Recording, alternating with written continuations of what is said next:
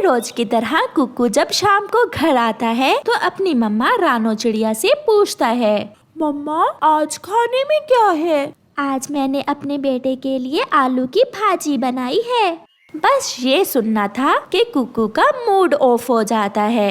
भैया आलू की भाजी बहुत मजे की बनाई है मम्मा ने। तो फिर तुम ही खाओ, मुझे आलू खाना बिल्कुल भी पसंद नहीं है। कुकू बेटा, इसीलिए आप इतना कमजोर हो रहे हो। आलू बहुत पौष्टिक होते हैं, ये आपके लिए बहुत जरूरी हैं। जो भी है मम्मा, मैं आलू नहीं खाऊंगा।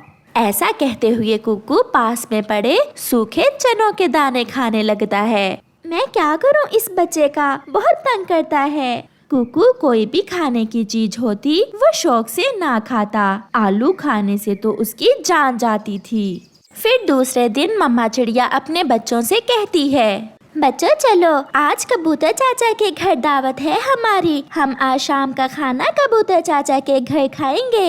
ये सुनकर बच्चे खुश हो जाते हैं और वो सब कबूतर चाचा के घर जाते हैं। बहुत दिनों बाद हम सब साथ बैठे हैं। क्या करूं लूसी, बच्चे छोटे हैं, काम से समय ही नहीं मिलता दूसरों से मिलने का। आज मैं आपके लिए आलू पालक लाया था और मैंने बहुत मजे की आलू पालक की सब्जी बनाई है। भैया आलू पालक, मुस्कुराते हुए गुड़िया अपने भाई से ऐसे कहती है। नहीं, मैं नहीं खाऊंगा आलू पालक, मुझे आलू पसंद नहीं है। बेटा किसी के घर जाकर ऐसे तो नहीं करते। नहीं नहीं चिड़िया, अगर कुकू को आलू पसंद नहीं है तो मैं इसे कुछ और दे देती हूँ। फिर वो सब आलू पालक की सब्जी से रोटी खाते हैं और कुकू के लिए लूसी फलों का हलवा ले आती है। शाम के खाने के बाद चिड़िया अपने बच्चों को साथ लेकर घर वापस निकलती है। रास्ते में जाते हुए गोरी कौवी चिड़िया को आवाज देती है, चिड़िया चिड़िया मेरी बात सुने। चिड़िया और उसके बच्चे रुक जाते हैं। चिड़िया बहन, आप मेरे साथ मेरे घर चले, मैं आपको कुछ दिखाना चाहती हूँ। बच्चों आप घर जाओ और मैं अभी आती हूँ। फिर बच्चे घर चले जाते हैं और चिड़िया गोरी कौवी के साथ उसके घर चली जाती है। चिड़िया देखो, मैंने नई रेसिपी बनाई है, आज खाकर देखो कैसी है। ये क्या है गोरी बहन, मुझे तो कुछ पता नहीं है। खाकर देखो। फिर चिड़िया वो चीज उठाकर खाती है। गोरी बहन, ये तो सच में बहुत स्वादिष्ट चीज है। ये है क्या? ये आलू के फ्राइज हैं। मेरा बेटा भी तुम्हारे बेटे की तरह आलू नहीं खाता था, मगर जब मैंने आलू के फ्राइज बनाकर दिए तो जग्गू सारे ही खा गया। तो फिर मैं भी अपने बेटे को आलू के फ्राइज बनाकर दूंगी। हाँ, इसीलिए तो मैंने आपको बुलाया है। दूसरे दिन चिड़िया कुछ आलू काटकर उनके लिए फ्राइज बनाती है। गुड़िया और कुकू नदी पर गए हुए थे। गुड़िया बहन जल्दी घर चलें, मुझे बहुत भूख लगी है। मम्मा तो आज आलू लेकर आई थी घर। आलू का नाम सुनकर कुकू रोने लग जाता है। आज फिर आलू? कितने बुरे लगते हैं मुझे आलू। जब बच्चे घर आते हैं तो मम्मा चिड़िया ने फ्राइज बना लिए थे। मम्मा ये क्या है? मैंने ये चीज पहली बार देखी है। मम्मा मुझे भी दे, ये मैं भी खाऊंगा। लो बच्चों, खाकर बताओ ये रेसिपी आपको कैसी लगी। कुकू और गुड़िया फ्राइज खाते हैं। टमाटर की केचप के साथ उन्हें फ्राइज बहुत स्वादिष्ट लगते हैं। मम्मा ये क्या है? ये तो मैं रोज खाया करूँगा। फिर हंसते हुए मम्मा चिड़िया कुकू से कहती है, ये आलू है बेटा, देखा आलू से कितनी मजे मजे की चीजें बनती हैं। मम्मा सच? हाँ बेटा, गुड़िया से पूछ ले, ये आलू ही है। फिर तो मैं रोज आलू खाया करूँगा। कुकू खुश हो जाता है और गुड़िया की प्लेट से उठाकर फ्राइज खाने लगता है। मम्मा चिड़िया अपने बेटे को खुश देखकर मुस्कुरा रही थी। मम्मा चिड़िया बहुत खुश थी कि उसके बेटे ने आलू तो खाए। प्यारे दोस्तों, आप में से फ्राइज किस किस को पसंद है, हमें कमेंट करके जरूर बताएं। आपका धन्यवाद। कालू और गोरी कौवी के 2 बच्चे थे, एक बेटी और एक बेटा। गोरी का पति कालू अपने बेटे जग्गू से तो बहुत प्यार करता था, जबकि अपनी बेटी सुंदरी से वो बिल्कुल भी प्यार नहीं करता था, बल्कि अपनी बेटी को वो बोझ समझता था। जग्गू मेरे बेटे, जल्दी से तैयार हो जाओ, आज मैंने तुम्हें स्कूल दाखिल करवा कर आना है। पिताजी, क्या मैं भी तैयार हो जाऊं? मैं भी स्कूल जाऊंगी। आराम से घर बैठो।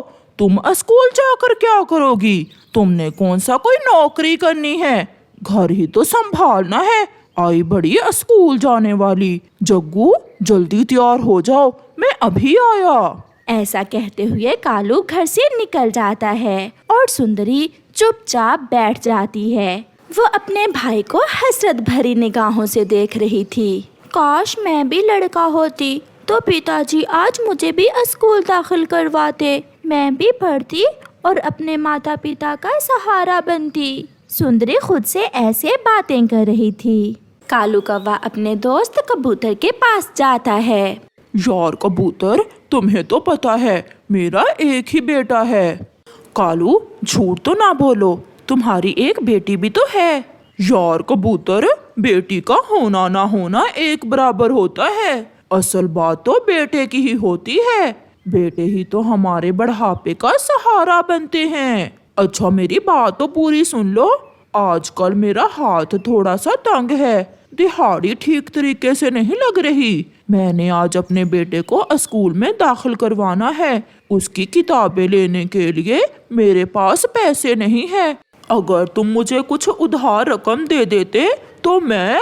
सॉरी कालू, मैं तो खुद बेरोजगार हूँ। नौकरी की तलाश में सारा दिन मारा मारा फिरता हूँ, लेकिन नौकरी मिल ही नहीं रही। मैं तुम्हें पैसे कहाँ से दूंगा? अच्छा, मैं तो बड़ी आशा लेकर तुम्हारे पास आया था। फिर कालू वहाँ से मिट्ठू के पास जाता है, लेकिन मिट्ठू भी कालू को अपनी गुर्बत के दुखड़े सुनाता है। चिड़िया के पास भी कालू को देने के लिए कुछ भी नहीं था। फिर कालू निराश होकर नदी किनारे बैठ जाता है। सोचा था कर्जा लेकर अपने बेटे को पढ़ा लूंगा और फिर जग्गू बड़ा होकर सारा कर्जा उतार देगा, लेकिन अब मैं क्या करूं? कालू ऐसे सोच रहा था कि उसके पास एक हवाई मोटर आकर रुकती है। उसमें एक कौवा बैठा हुआ था। वो कौवा कालू के पास आता है। क्या आप इसी जंगल में रहते हैं? हाँ, मैं इसी जंगल में रहता हूँ। आप कौन है? मैंने आपको पहले कभी नहीं इस जंगल में देखा। मैं शहर वाले जंगल से आया हूँ। असल में हम कोई बच्चा गोद लेना चाहते हैं, क्योंकि मेरा कोई बच्चा नहीं है। मेरी पत्नी जो अंडा भी देती है वो खराब हो जाता है। मेरी पत्नी को संतान की बहुत इच्छा है। संतान के दुख ने उसे बीमार कर दिया है। अगर आपकी नजर में कोई गरीब बच्चा है तो मुझे बताइए, मैं मुंह मांगी रकम दूंगा उसके माँ बाप को। ये सुनकर कालू सोचता है, अगर मैं सुंदरी को इसे दे दूं तो मुझे अच्छी खासी रकम मिल जाएगी। मैं जग्गू को भी पढ़ा लूंगा और खुद भी ऐश करूंगा। आपकी सोच में पड़ गए। हाँ, एक बच्चा तो है, लेकिन वो लड़की है। लड़की है तो क्या हुआ, हमें इस बात से कोई फर्क नहीं पड़ता। तो फिर चले, मैं आपको अभी वो बच्ची दे देता हूँ। वो मेरी खुद की ही बेटी है। ये तो बहुत अच्छा हुआ, मैं आपको मुंह मांगी रकम दूंगा। फिर कालू कौवा उस अमीर कौवे को अपने घर ले जाता है। ये तो बहुत सुंदर बच्ची है। बेटी आओ, मेरे पास आओ। सुंदरी उस अजनबी कौवे को देखकर डर जाती है। सुंदरी डरो नहीं, आज से ये ही तुम्हारे पिता हैं। ये तुम्हें बहुत प्यार से रखेंगे। कालू, तुम्हारा दिमाग तो खराब नहीं हो गया? ये क्या कह रहे हो तुम? चुप कर जाओ। अगर इससे आगे एक शब्द भी मुंह से निकाला तो अभी के अभी तुझे भी इस घर से निकाल दूंगा। ये सुनकर गोरी खामोश हो जाती है। वो अमीर कौवा कालू को रुपयों से भरा बैग देता है और सुंदरी को साथ लेकर चला जाता है। जाते हुए सुंदरी की आंखों में आंसू नहीं थे, लेकिन शिकवा जरूर था। उसकी आंखें अपने माता पिता से कह रही थीं कि मैं भी जग्गू की तरह आपकी ही संतान हूँ, फिर मेरे साथ ये सब क्यों? आज कालू बहुत खुश था। वो अपने बेटे जग्गू को अपने साथ लेकर जाता है और जंगल के सबसे महंगे स्कूल में उसका एडमिशन करवाता है। ऐसे ही समय गुजरता गया। अब जग्गू पढ़ लिख कर एक बड़ा अफसर बन गया था। वो अपने काम में इतना मसरूफ हो गया था कि उसके पास अपने माता पिता के लिए समय ही नहीं था। कई कई दिन बीत जाते। वो अपने माता पिता से बातें करना तो दूर की बात, उन्हें नजर भी न आता। कालू, इस बेटे के लिए तुमने अपनी बेटी को बेच दिया, जिसने कभी हमसे ये भी नहीं पूछा कि हम किस हाल में हैं। सिर्फ पैसा ही सब कुछ नहीं होता। इस उम्र में हमें पैसों की नहीं बल्कि संतान की जरूरत है। आज कालू भी खामोश था। शायद उसे भी पता चल गया था कि वो कितनी बड़ी गलती पर था। आज उसे भी अपनी बेटी की बहुत याद सता रही थी। हाँ गौरी, तुम ठीक कह रही हो। अगर आज हमारी बेटी हमारे पास होती तो हम यूं तन्हा ना होते। रानो ने अपनी बेटी की शादी कर दी है, लेकिन उसकी बेटी फिर भी अपनी माँ से रोज मिलने आती है, उससे घंटों बातें करती है।